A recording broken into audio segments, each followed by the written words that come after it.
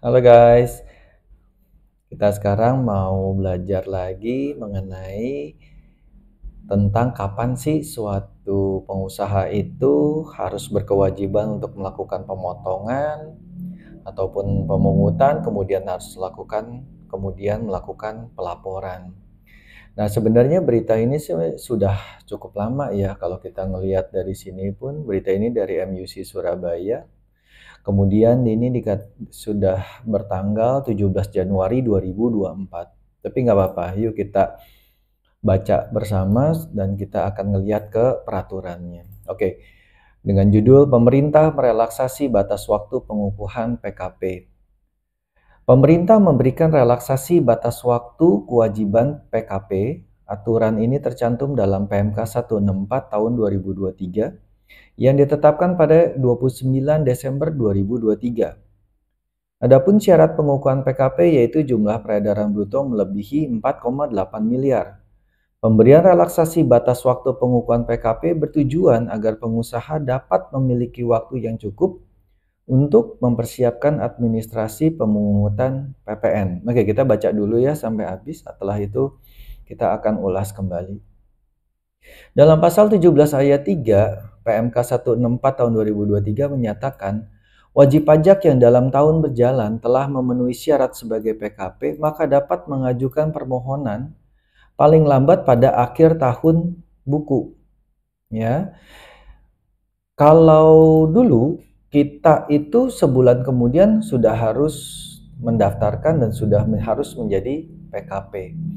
Nah, dengan PMK 164 ini, kita paling lambat itu kalau misalnya 31 Oktober ternyata sudah melebihi 4,8 miliar sebagai batasan pengusaha kecil ataupun batasan PKP, maka setelah itu kita diperbolehkan sampai meminta PKP itu sampai dengan tanggal 31 Desember. Kemudian kita lanjut ya, kewajiban melaporkan usahanya untuk dikukuhkan sebagai PKP sebagaimana dimaksud pada ayat 1 dilakukan paling lambat akhir tahun buku saat jumlah peredaran bruto dan atau penerimaan brutonya melebihi batasan sebagaimana dimaksud pada ayat 2. Nah, inilah yang berbeda dari ketentuan sebelumnya dalam PMK 197 tahun 2013. Kewajiban melaporkan usaha untuk dikukuhkan menjadi PKP dilakukan paling lama akhir bulan berikutnya. Ya, jadi kewajiban melaporkan usahanya untuk dikukuhkan menjadi PKP dilakukan paling lama akhir bulan berikutnya setelah bulan saat jumlah peredaran bruto dan atau penerimaan brutonya melebihi 4,8 miliar. Jadi dulu kalau misalnya 31 Oktober sudah lebih, maka tanggal 30 September itu sudah harus melaporkan untuk menjadi PKP. Kemudian lanjut ya, mekanisme pengukuhan PKP diawali dengan pengusaha menyampaikan permohonan, ini seperti biasa saja. Kemudian berdasarkan permohonan, Kepala KPP atau Kepala Kantor Pelayanan, Penyuluhan, dan Konsultasi Perpajakan mengukuhkan pengusaha sebagai PKP. Permohonan pengukuhan dan pengukuhan PKP dilaksanakan sesuai dengan ketentuan sebagaimana diatur dalam PMK mengenai tata cara pendaftaran wajib pajak dan penghapusan NPWP serta pengukuhan dan pencabutan pengukuhan PKP. Jika pengusaha tidak melaksanakan kewajiban melaporkan usahanya untuk dikukuhkan sebagai PKP, Kepala KPP atau KP2KP dapat mengukuhkan pengusaha sebagai PKP secara jabatan. Oke, kita sekarang masuk ke peraturannya. Peraturannya ini seperti yang tadi kita sudah sebutkan, yaitu di PMK nomor 164 tahun 2023. Oke, ada beberapa hal yang penting, ini aku sudah coba ringkaskan. Nah, di sini ada pasal 17 ayat 2. Ya, pasal 17 ayat 2 ini dikatakan jumlah peredaran bruto dan atau penerimaan bruto sebagaimana dimaksud pada ayat 1 merupakan jumlah peredaran bruto dan atau penerimaan bruto sebagaimana diatur dalam peraturan menteri. Oke, sekarang kita lihat peredaran bruto itu apa. Kalau kita merujuk kepada PMK yang sebelumnya, yaitu PMK nomor 197 tahun 2013, maka dikatakan di sini, Jumlah peredaran bruto dan atau penerimaan bruto adalah jumlah keseluruhan penyerahan BKP atau JKP. Ya ingat ya, keseluruhan jumlah penyerahan BKP atau JKP. Jadi yang BKP atau JKP, tidak termasuk yang non-objek ataupun yang lainnya. Oke? Kemudian yang dilakukan oleh pengusaha dalam rangka kegiatan usahanya. Nah, ini kata-kata utamanya, dalam rangka kegiatan usahanya.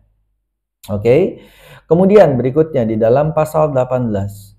Pengusaha kena pajak ayat 1-nya, pengusaha kena pajak sebagaimana dimaksud dalam pasal 17 ayat 5 wajib memungut, menyetor dan melaporkan PPN dan PPNBM ya yang terutang mulai masa pajak pertama tahun buku berikutnya. Jadi bukannya langsung kalau 31 Oktober 2024 terdaftar, secara defaultnya dia langsung masuk ke 1 Januari 2025 untuk melakukan pemungutan dan sebagainya. Kecuali si pengusaha kena pajaknya ini sudah melakukan pemberitahuan untuk melakukan pemungutan, penyetoran dan sebagainya sebelum masa 2025 tanggal 1 Januari. Oke, kita lanjut dulu ya. Nanti ada contoh-contoh akan jauh lebih gampang. Di ayat 4-nya, penentuan saat dimulainya sebagaimana dimaksud pada ayat 1, ini harus sesuai dengan contoh yang ada. Oke, kita lihat ke samping. Nah, contoh pertama. Contoh pertama ini diambil dari lampiran huruf I nomor 1 sampai dengan 5. Ada beberapa yang penting, ini aku udah coba ringkaskan saja. Ceritanya gini. Contoh pertama, Tuan A memulai kegiatan usahanya dan terdaftar pada sebagai wajib pajak pada tanggal 31 Januari 2024. Ingat tahunnya ya, 2024. Periode tahun buku 1 Januari sampai dengan 31 Desember. Pada tanggal 23 Agustus 2024 dia udah melebihi nih sebagai pengusaha kecil, yaitu intinya lebih daripada 4,8 miliar. Nah, kemudian cerita berikutnya, Tuan A ini menyampaikan permohonan pada tanggal 14 Oktober 2024. Tetapi dia tanpa menyampaikan pemberitahuan mengenai masa pajak untuk mulai memungut, menyetor, dan melaporkan. Nah, tadi yang udah dibilang ya, bahwa defaultnya ini 1 Januari. Ya, jadi awal tahun buku berikutnya. Kemudian, KPP menerbitkan surat pengukuhan pengusaha kena pajak dengan mencantumkan tanggal Tuan A dikukuhkan sebagai PKP, yaitu tanggal 1 Januari 2025. Dengan demikian, Tuan A wajib memungut, menyetor, dan melaporkan PPN, serta membuat faktur pajak mulai masa pajak Januari 2025, yaitu mulai tanggal 1 Januari 2025. Oke, jelas ya? Bahwa contoh pertama ini dia sudah melebihi 4,8 M, kemudian pada tanggal 14 Oktober 2024 dia tidak melakukan penyampaian pemberitahuan mengenai masa pajak untuk melakukan pemungutan, penyetoran, dan pelaporan, maka secara default langsung masuk ke 1 Januari 2025, yaitu awal tahun buku berikutnya. Oke, kita lihat ke contoh kedua. Sebenarnya contoh kedua ini sama ya, sama dengan contoh pertama ya. Secara singkatnya gini. Dikatakan di sini contohnya adalah PTB dikukuhkan sebagai PKP 1 Januari 2026. Oke. Nah, ini tuh dia bisa ada data. Jadi KPP ternyata memiliki data bahwa si PTB ini sebenarnya dari tanggal, sebentar kita lihat, pada tanggal 2 Juni 2024 sebenarnya dia sudah melebihi batasan 4,8 M. Nah, ketika 2 Juni 2024 itu sudah melebihi batasannya, maka secara otomatis batas waktu dia untuk melaporkan sebagai pengusaha kena pajak yaitu pada tanggal 31 Desember ya, 31 Desember 2024. Sehingga dia sudah langsung secara defaultnya terhutang sejak 1 Januari 2025. Nah, disinilah yang menjadi masalah. Kalau ternyata dia itu tidak pernah melakukan pemungutan, penyetoran, dan sebagainya, gimana? Wah, itu besar sekali kerugiannya. Oke? Jadi harap hati-hati karena KPP pun memiliki data peredaran bruto dari satu perusahaan. Ya, Hal itu dapat dari mana? Banyak data-datanya, apalagi ketika nanti korteks sistem berjalan, dan itu luar biasa, data-datanya itu pasti akan kelihatan banget gitu. Oke, kita masuk ke contoh 4 ya, langsung ya. Pada tanggal 13 Juli 2024, PTD memiliki peredaran bruto atau penerimaan bruto melebihi 4,8 M lah ya.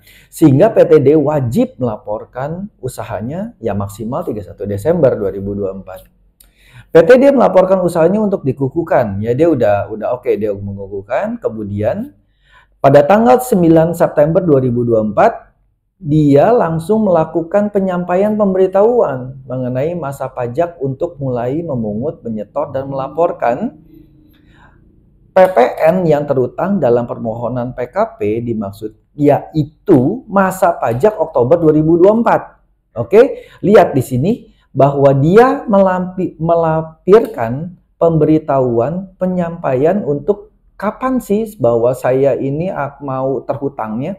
Walaupun secara defaultnya 1 Januari 2025, tetapi ini bisa ditarik cepat gitu ya. Tergantung dari kesiapan pengusahanya ataupun kebutuhan pengusahanya. Nah, Kepala KPP Jakarta kemudian menerbitkan surat pengukuhan pengusaha kena pajak dengan mencantumkan tanggal PTD dikukuhkan sebagai PKP, yaitu 1 Oktober 2024. Jadi bukan ke 1 Januari 2025 gitu. Oke, sekarang kita lihat. Ini ada beberapa pasal lagi dan ayat yang penting, ada pasal 20 dan 21.